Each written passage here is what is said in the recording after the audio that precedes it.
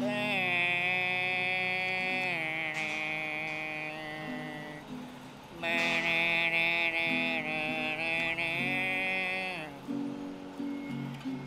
lived in bars and danced on tables, hotels, trains, and ships that sail. We swim with sharks and fly with airplanes in the air.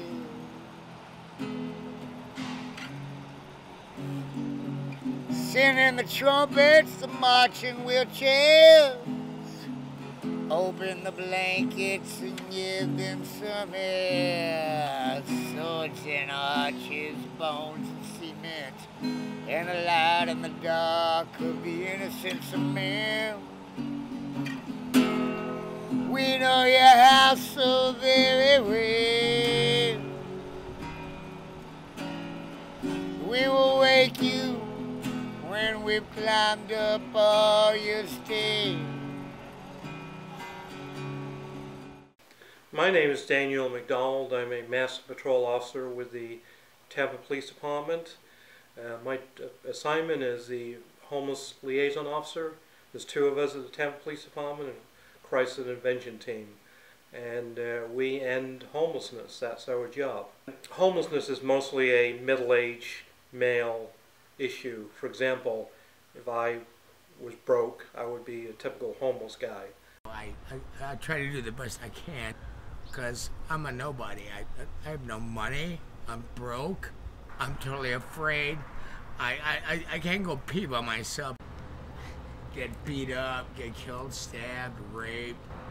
You get in for your fucking life. You're scared. There are women out there, just less of them. I would say it's probably about 10 or 20% of the homeless population is female, maybe a little more. Homelessness for women might be trying to flee domestic violence. It might be their spouse left them and now they can't afford a place to live, or their income is reduced, now they are evicted. It might be a result of mental health issues, substance abuse, drug abuse. So it could be any number of things. I'm not out here for my choosing. I used to live indoors at one time. Went to the store. On my way out, a van came out behind me. Somebody jumped up, grabbed me from behind, dragged me into the van. I got sexually assaulted by 3 men. I tried to fight them off. That was... They beat me within an inch of my life. I had to have brain surgery, and I've never been right since. I've been out in the streets 20 years, on and off, mostly out. I got stress disorder, epilepsy. I don't trust nobody. I cannot work. I'm out here by myself. I'm scared to death.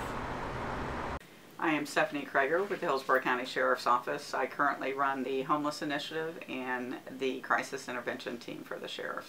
I would say there's probably 1 female to every 10 males. They usually have no safe place to go. A lot of the folks that we deal with, they're sleeping on, the sidewalk, on the steps to the local public library. So they don't have that place in the woods where they feel safe. They're actually out in the open where people could see them and possibly victimize them. I was sleeping on a bus bench, and as I was sleeping, a guy came up and his hand between my legs, and I woke up. And then the guy, he pulled the gun right there, and he said, "Well, how you like this here?" I grabbed his hand with the gun and turning it towards him, so just in case we were to pull the trigger, that he would get shot. So that's what happened. We women go through something that being homeless, staying out on the street. It's very dangerous for women out there on the street. It's very dangerous. They're pretty much at the point in their life that there's no family, there's no friends, there's no one. I was working at like nursing home, home health aid, helping the people in their home, with their bath and, make sure they get something to eat and you know, light cleaning and stuff like that, helping them out, you know, stuff like that. And then just that, you know, lifting the patient, it just, my bike just got extremely bad over the time. I couldn't hold a job ever since then. Because the last job I had to call the ambulance. People on both sides had to lift me up, and I was trying to go to work, and I couldn't go to work because of my back.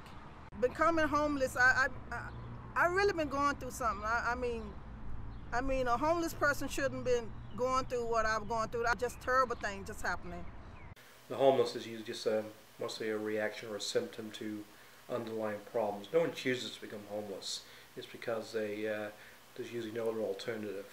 Everywhere I go and everywhere I move, with surveillance cameras and phone being tapped and I'm being followed. They tell them to use these cell phone and cheat between the legs.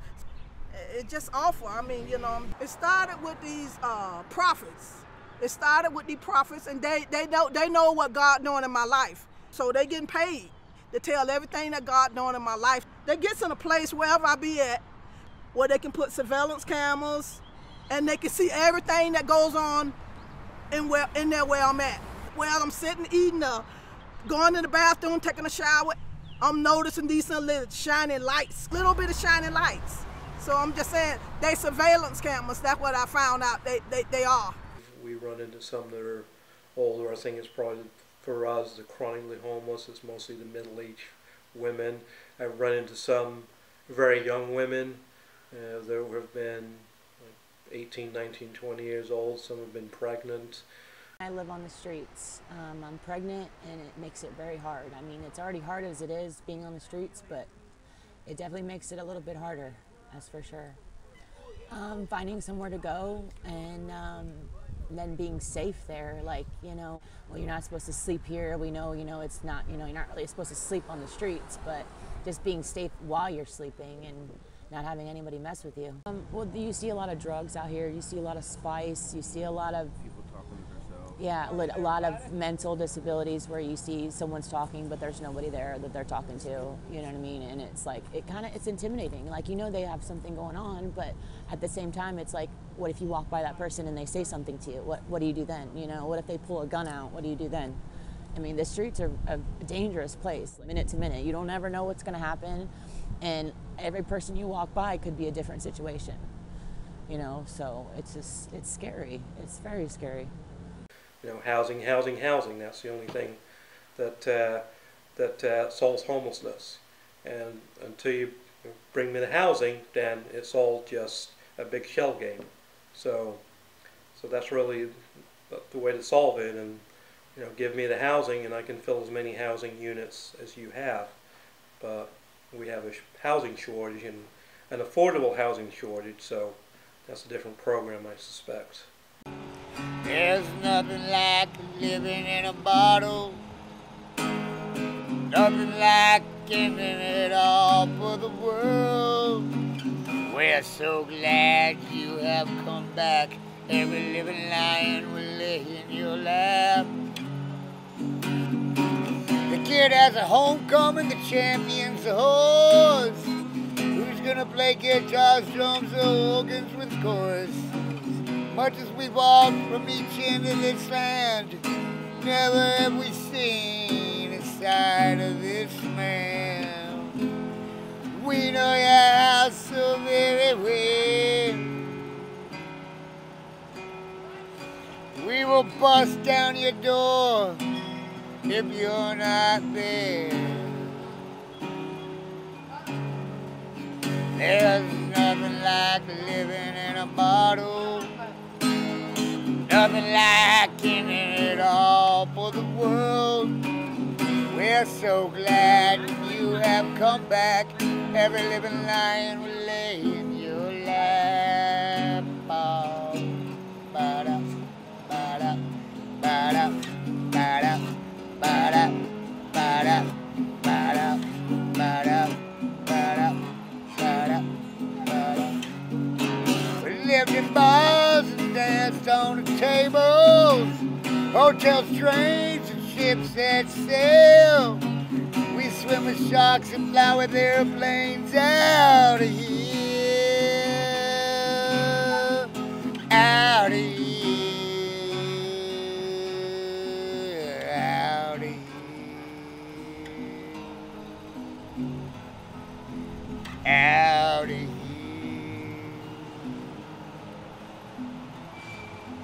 out of here.